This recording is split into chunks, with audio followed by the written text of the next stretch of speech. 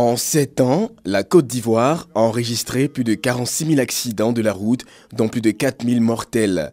Des causes dues à l'imprudence, à l'incivisme ou à la consommation d'alcool au volant. Pour prévenir et réduire ce taux en ces périodes festives de grand trafic routier, des initiatives sont prises. À Boaké, les usagers de la route ont été sensibilisés sur les méfaits de l'alcool, de la drogue et autres stupéfiants au volant. L'action est à l'actif de l'ONG La Discipline Routière en collaboration avec la Direction Régionale des Transports de Boaké. Nous initions cette journée de sensibilisation pour parler à nos parents, à nos populations, afin d'éviter les accidents sur les routes. Nous allons monter sur le terrain, faire passer le message à nos collaborateurs. Les accidents à Boaké, tout le monde trouve que ça concerne les mototaxis. Nous allons mettre le corps mototaxi dans le droit chemin. Il ne faut pas utiliser, n'est-ce pas, la drogue ni l'alcool quand on veut conduire, et en plus chercher à réduire un tant soit peu, n'est-ce pas, sa vitesse. Parce que les jours des fêtes doivent être vraiment des jours de joie. Des communications portant sur le code de la route, la sécurité routière, sketch et projections de films sur les méfaits de l'alcool ont enrichi cette séance de sensibilisation. Autorités politiques et administratives, soutenant l'initiative, exhortent les participants à plus de responsabilités en s'appropriant le thème de la rencontre. L'ONG La Discipline Routière a 2 ans d'existence.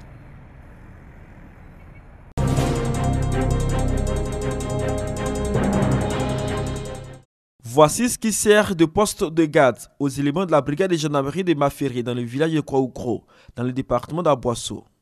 Une zone de grande production agricole confrontée depuis quelque temps à la criminalité. Une importante exploitation d'or qui s'installe dans la région. Et vous savez que lorsque ces gens de structures s'installent dans une région, ça fait appel à des orpailleurs. La population va grossir, donc une démographie qui va s'augmenter. Alors, il faut qu'il y ait la sécurité. Et notre proximité aussi avec le Ghana voisin, nous sommes à quelques kilomètres du Ghana, de la frontière. Et il y a beaucoup de trafic qui y passe. Pour faire face à cette situation, l'Amitié de développement économique de la sous-préfecture de Kouaoukro, en collaboration avec le conseil régional du Sud-Komoué, va bâtir dans quelques mois une brigade de gendarmerie. Une infrastructure pour lutter efficacement contre l'insécurité grandissante. En plus du bâtiment abritant la brigade de gendarmerie, la résidence du commandant de la brigade de gendarmerie sera construite également. Et le président du conseil régional du Sud-Komoué, Dr Akaole, a saisi l'occasion de la cérémonie de la pose de la première pierre pour rappeler la politique de développement de la région. Le premier droit de l'homme, le droit à la vie ou à la santé, n'a de sens que s'il coexiste avec le droit à la sécurité.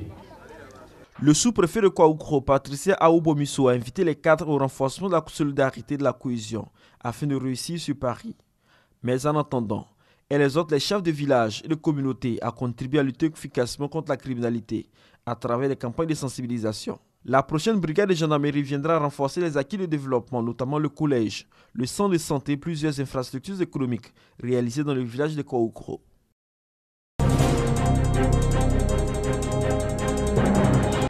Un film documentaire projeté au Centre d'action culturelle de Diawala a permis aux chefs de cantonnement des eaux et forêts de Ouangolodougou de sensibiliser sur les facteurs de risque et les conséquences des feux de brousse sur l'homme et l'environnement.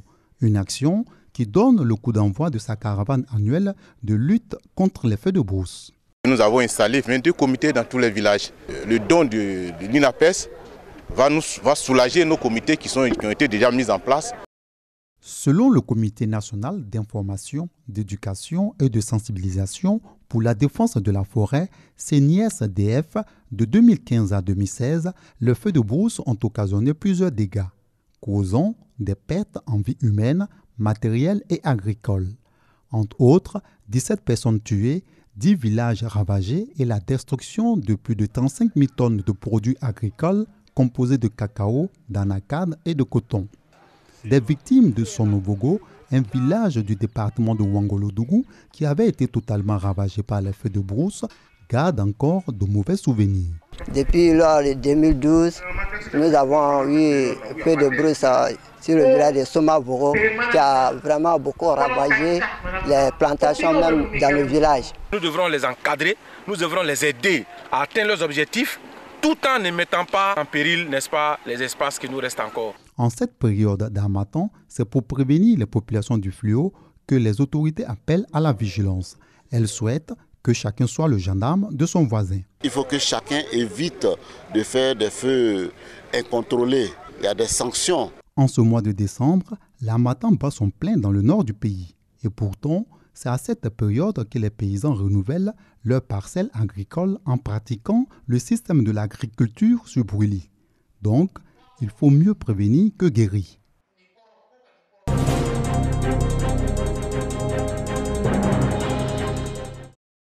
Véritable soulagement pour les enfants souffrant de troubles visuels de la région du Poro. Ces enfants albinos de familles défavorisées avaient du mal à se tenir en classe, situation qui favorisait l'abandon des cours faute de moyens. Aujourd'hui, ces enfants dont l'âge varie entre 4 et 15 ans sont soulagés. Au nombre de 130, ils reçoivent chacun des verres correcteurs d'une valeur de 20 millions de francs CFA. Ce don est du conseil municipal de Korogo dirigé par le Premier ministre Amadou Gon Coulibaly. Dans cette action sociale, la mairie de Korogo bénéficie de l'assistance du Lions Club International. Représentant le Premier ministre Amadou Gon Coulibaly, le 4e adjoint au maire, Dr Sissé Moustapha, a salué le soutien du club service. Il a également rassuré la population de la poursuite des actions sociales ainsi que la politique de développement à leur profit. Les différents intervenants ont invité les bénéficiaires au bon usage des lunettes pharmaceutiques tout en obtenant des résultats scolaires satisfaisants. Le président de l'Association des albinos de Côte d'Ivoire a au nom des bénéficiaires exprimé sa gratitude à la mairie de Korogo ainsi qu'à ses partenaires pour les nombreuses actions sociales à l'endroit des personnes handicapées de la région du Poro, surtout les albinos.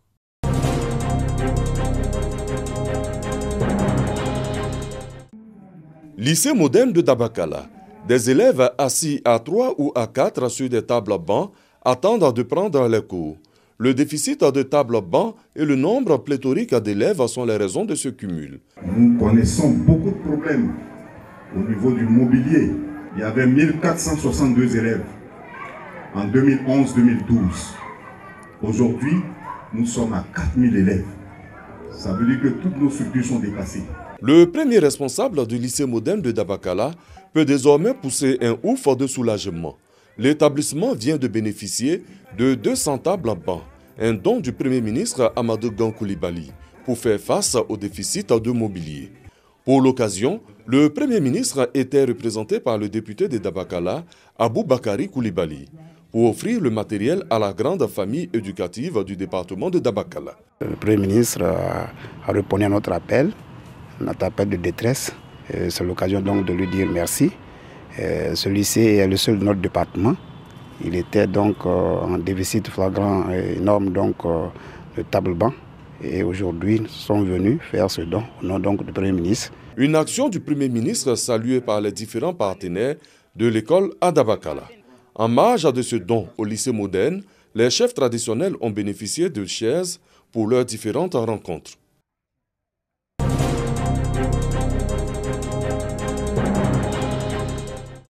Booster le développement au niveau local. Première mission assignée aux conseils régionaux en Côte d'Ivoire. Dans la région de la Bagoué, le conseil régional travaille pour le bien-être des populations. Ce sont plus de 3 milliards de francs CFA investis en 4 ans pour le développement.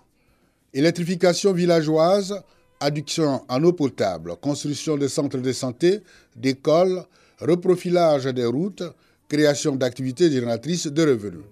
Le bilan de toutes ces activités a été présenté aux populations. Au cours de cette rencontre, le président du conseil régional de la Bagoué a mis un accent particulier sur les taxes locales.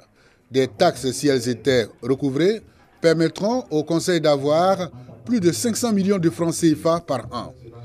Des ressources additionnelles qui serviront à accroître les infrastructures. Siama Bamba a donc exhorté les populations à s'acquitter de ces taxes. Si nous arrivons à payer et nos taxes, qui sera sous forme en réalité d'une tontine, cela pourra permettre à la région, au conseil régional en tout cas, de faire des investissements dans pratiquement tous les domaines. Le corps préfectoral a été invité à contribuer pour amener les populations à avoir des comportements citoyens. Nous allons sensibiliser les populations et leur faire comprendre que partout où on mène une activité, il y a un impôt à payer. Il faut que les gens soient citoyens. Pour l'année 2018, c'est près d'1 milliard de francs CFA qui sera décaissé pour la réalisation des infrastructures.